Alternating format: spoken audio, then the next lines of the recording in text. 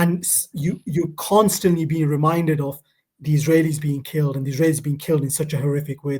Despite the fact that the killing of, apart from that one day and maybe a couple of other days, has primarily been against the Palestinians, and yet you see this constant two-sidedness.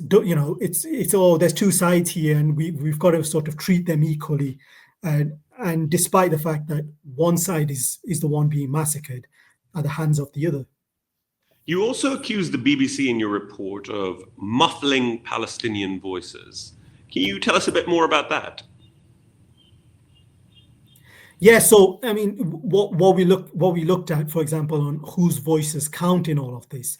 So the way we sort of analysed was to look at how who the BBC was interviewing, because anybody who watches the news knows that, for example, when you watch a news package, quite often there's a sort of follow-up to that, and there'll be an individual a commentator who will come on to give a sort of conclusion or an analysis of what's just been reported on, and also within articles you see people quoted.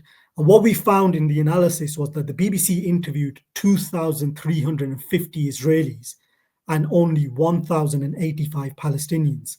So there's more than double the amount of Palestinians being interviewed by the BBC who happen to be pro-Israelis or pro-Israel commentators.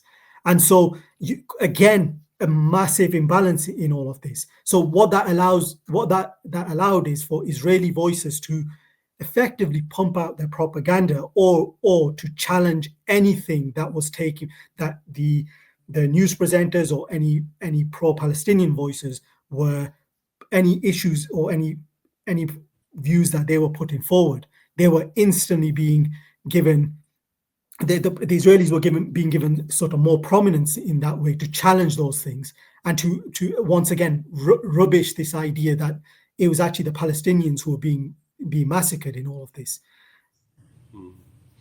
And then you also say that there was a systematic language bias in favor of Israel. You've talked about this briefly, but could you just sort of go in a bit deeper and give us, some kind of deep dive analysis into what that means?